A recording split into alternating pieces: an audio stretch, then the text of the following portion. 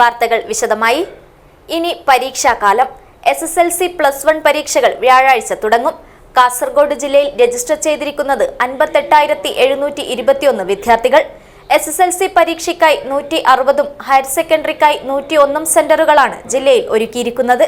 ബജറ്റിനിണങ്ങിയ വിവാഹാഭരണങ്ങളുടെ വൈവിധ്യമാർന്ന കളക്ഷനുമായി റോഷി ജ്വല്ലറി.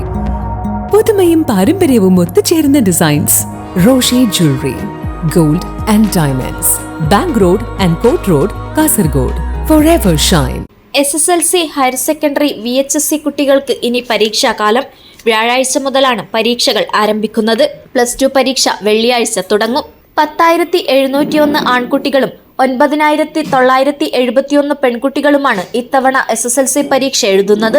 പട്ടികജാതി വിഭാഗത്തിൽ 746ഉം പട്ടികവർഗ വിഭാഗത്തിൽ 1079 കുട്ടികളും പരീക്ഷാ കേന്ദ്രങ്ങളിലെത്തും. ഹയർ സെക്കൻഡറിയിൽ 38,027 കുട്ടികളാണ് ഇത്തവണ പരീക്ഷ എഴുതുന്നത്.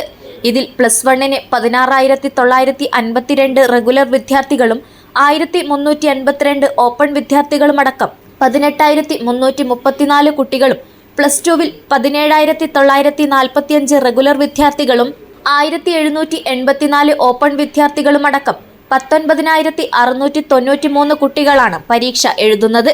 കൂടാതെ 13,372 കുട്ടികൾ +1 ഇംപ്രൂവ്മെന്റ് പരീക്ഷയ്ക്കായി രജിസ്റ്റർ ചെയ്തിട്ടുണ്ട്.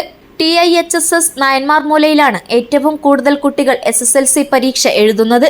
785 വിദ്യാർത്ഥികൾ. ഏറ്റവും കുറവ് കുട്ടികളുള്ളത് GHS മൂടംവയലിലാണ്. 17 വിദ്യാർത്ഥികളാണ് ഇവിടെ പരീക്ഷ എഴുതുന്നത്. കാഞ്ഞങ്ങാട് വിദ്യാഭ്യാസ ജില്ലയിൽ കാഞ്ഞങ്ങാട് ദുർഗ HSലാണ് കൂടുതൽ കുട്ടികൾ പരീക്ഷ എഴുതുന്നത്.